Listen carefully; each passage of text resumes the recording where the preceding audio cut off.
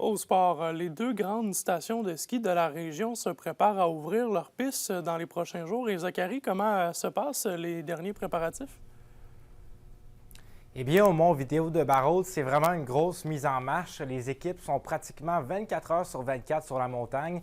Depuis une dizaine de jours, comme dans les dernières années, le début d'hiver a été un peu plus doux, mais la station a profité de chaque fenêtre de froid pour faire tourner les canons à neige. Et c'est une rentrée importante. C'est la première saison complète du directeur général et les effectifs sont mobilisés et prêts pour l'ouverture. Le Mont Vidéo ouvrira donc ses portes samedi prochain avec un temps d'environ moins 5 degrés, une température idéale pour lancer la saison.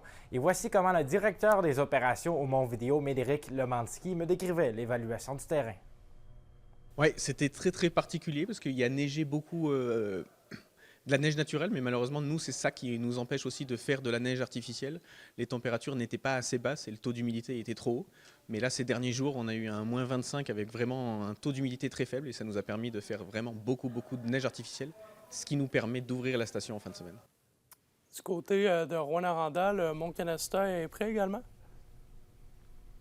Tout à fait, André. C'est pas mal la même intensité, le centre plein air qui ouvrira demain, et ce malgré la météo capricieuse. Il faut préciser qu'il y a une très belle collaboration entre le Canasuta et le Mont Vidéo depuis de nombreuses années, et les deux nouvelles directions travaillent ensemble pour offrir une saison solide partout en région.